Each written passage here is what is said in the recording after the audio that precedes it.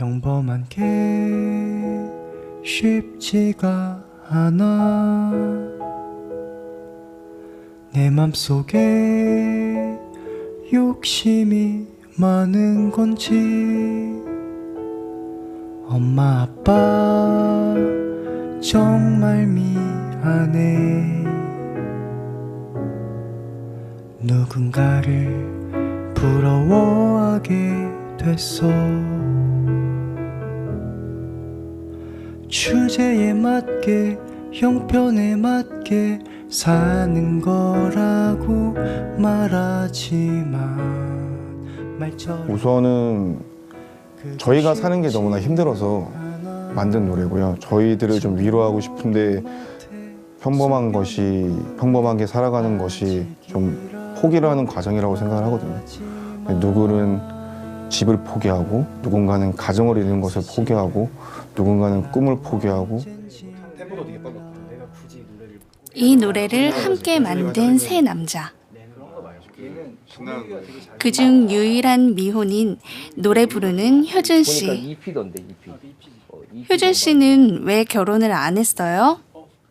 안 한 건 아니고요. 못한 거라고 하는 게 좀 맞지 않을까 싶은데요. 근데 또 어떻게 보면 그렇게 결혼할 만한 그런 상대를 아직 못 만났다라고도 할 수 있을 것 같네요.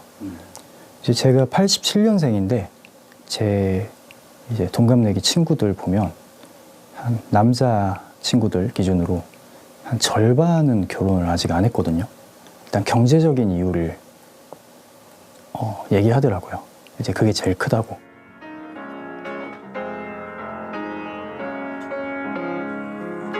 그리고 여기 화려한 피아노 솜씨를 자랑하는 성진 씨는 올해로 결혼 4년 차래요. 이런 질문 조심스럽습니다만 혹시 출산 계획이 있으신가요?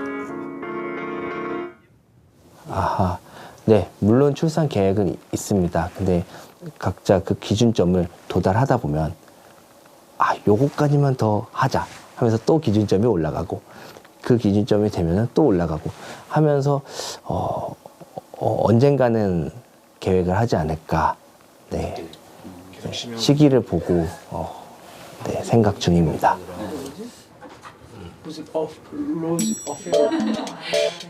그리고 여기 확고한 이유로 출산을 하지 않기로 결심한 이가 있습니다. 회사원이자 유튜버인 혜수 씨는 자신의 유튜브 채널에서 딩크족임을 선언해 주목을 받았는데요. 아이를 낳을 계획이 없는 딩크족이다 라고 밝힌 바가 있는데요. 댓글에 딩크족이라는 게 너무 충격적이다. 왜 딩크족을 결정하게 됐는지 궁금하다 라는 반응이 많았었고 결혼하기 전에 직장 생활을 좀 오랫동안 하면서 여성이 임신과 출산을 하면서 회사 생활에 꿈을 펼치는데 지장이 있다는 것을 알게 됐고요.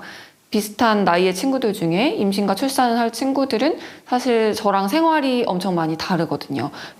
장점은 일단 당연히 제 생활이 상당히 자유롭고 제가 하고 싶은 일들을 얽매인 없이 결정하고 진행할 수 있다는 점이 가장 큰 장점이고요. 단점은 주변에서 좀 참견을 많이 한다는 거. 네, 그게 단점인 것 같아요.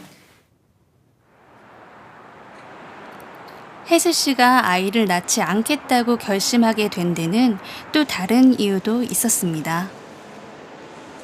계속 경쟁을 하는 시스템에 상당히 좀 질렸던 것 같고요. 그런 부분에서 내가 별로 행복하지 않게 성장했기 때문에 굳이 태어나게 해서 이렇게 좀 경쟁 사회에 뛰어들게 하는 게 맞는 건가라는 의구심이 좀 들었던 것 같아요.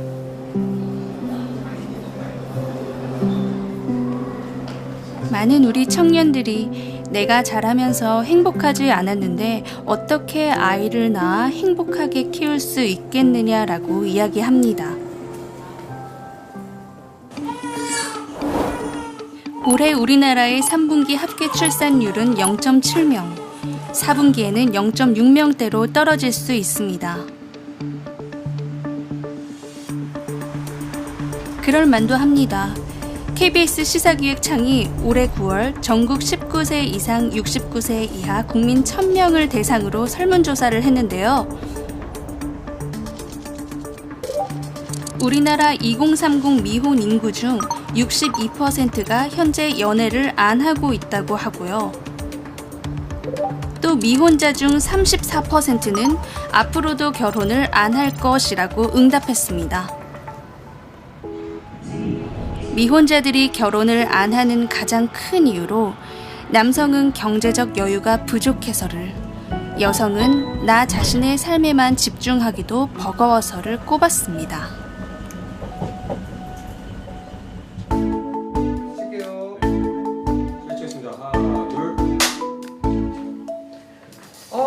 앞서 만나본 네 사람이 한 자리에 모였습니다. 결혼도 하지 않고 아이도 낳지 않는 대한민국 2030 남녀들에게 오늘 결혼과 출산에 대한 솔직한 속내를 들어볼 예정입니다.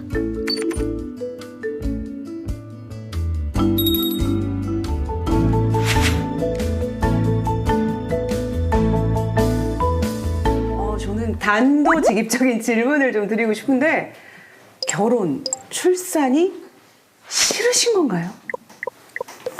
아니요. 싫은 건 아닌데, 네. 싫은 건 아닌데. 어쩌다 보니까. 네. 약간 나중 일로 미뤄두자, 약간 이런 느낌인 것 같아요. 계속 미루다 보면은 이렇게. 효준 씨 왜 결혼이 이렇게 늦어지고 있을까요? 일단 저는 싫다고 한 적은 없고요. 네. 그런 적은 없고. 다행입니다. 네. 근데 결혼은 일단 제가 기본적으로 생각이 없는 게 지극히 개인적인 이유인데, 저는 애를 낳을 생각이 없어서 애를 안 낳을 거면 결혼할 이유가 좀 없지 않나. 물론 있다고도 생각하는데 좀 안 하는 게 좀 더 맞지 않나라고 생각을 해서. 과거에는 뭔가 전 비혼이에요라고 하게 되면은 좀 뭔가 흔한 일은 솔직히 아니었거든요. 몇 년 전 같은 경우에는. 근데 요즘에는 생각보다 흔해진 게, 제 친구 같은 경우에는 돈이 어떻게 보면 가정을 꾸리게 되면 아이한테도 들어가고, 그리고 배우자 같은 경우도 같이 서로 돈을 쓰게 될 텐데, 자기는 자기한테만 온전히 쓰고 싶다고 한 친구도 있었어요. 재밌는 게 너무 많아서 일단 충분히 즐길 수 있을 만큼 후회 없이 즐기고 갖자. 하고 싶은 이제 목표들이 있으니까 목표 얼마큼 이루고 나서 그 다음부터는 이제 뭐 생각할 수 있지 않을까. 네. 그거 너무 늦어지지 않을까요? 그러기에는 뭐 나이도 젊고 전 나이가 젊다고 생각을 하기 때문에 네. 그렇지 않을까요? 네. 네, 저는 처음부터 아이를 낳고 싶지 않았고, 그 부분에 대해서 합의를 하고 결혼을 했고요. 왜 그러신가요? 아기를 낳기 싫은 이유요? 네네. 그러면 아이를 낳으신 분은 왜 낳으셨는지도 저는 궁금해요. 그렇구나. 나 네. 대답을 해야 되네? 네네. 왜 낳게 되셨어요? 왜 낳았을까요? 저는 약간 조금 더 나의 가족을 갖는 거에 대해서 필요를 좀 느꼈던 것 같아요. 네. 저는 제가 선택할 수 없었던 것들이 저의 출산, 제가 태어난 것, 그리고 저의 이름, 그리고 저의 유전적인 부분들이잖아요. 근데 이 부분에 대해서는 제가 원하지 않았는데도 출생이 됐고 원하지 않은 이름이 붙은 거기 때문에, 내가 만약에 아이를 낳는다면 그 아이는 과연 그것에 대해서 선택권이 박탈당한 건데 그게 맞는 건가? 라는 것에서 시작이 됐어요. 되게 감탄을 하시네요. 왜 감탄을 하셨어요? 한 번도 상상을 해본 적이 없던 것을 이제 생각을 하셔서.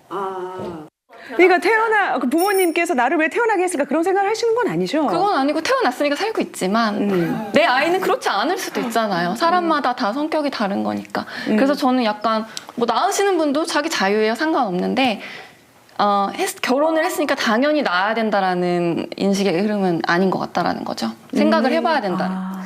좀 일적으로 봤을 때는 승진이 어쩔 수 없이, 뭐 여자 같은 경우는 출산을 하게 되면 당연히 휴가를 다 들어가게 되는데, 그랬을 때 시기적으로 밀리는 게 너무 커서 계획적으로 자녀를 낳아야 된다던가 그런 것들도 있다 보니까 좀 그래서 이제 그 부담스러운 것 시기를 같아요. 놓치면은 너무 늦어지니까. 안 나을 수도 있고. 안 나을 그때 가면 또 차라리 낳지 말까가 될 수도 있는 것 같고 꼭 낳아야 할까라는 의문으로 이제 막 바뀌는 것 같아요. 이제 그런 걸 보면 안타깝죠. 저 친구는 되게 능력 있고 되게 그 부분만 빼면 훨씬 많이 올라갈 수 있는 친구인데 이제 그게 조금 걸림돌이 되어서 이렇게 막 고군분투하다가 결국 퇴사를 결정하는 경우를 너무 많이 봤어요. 네.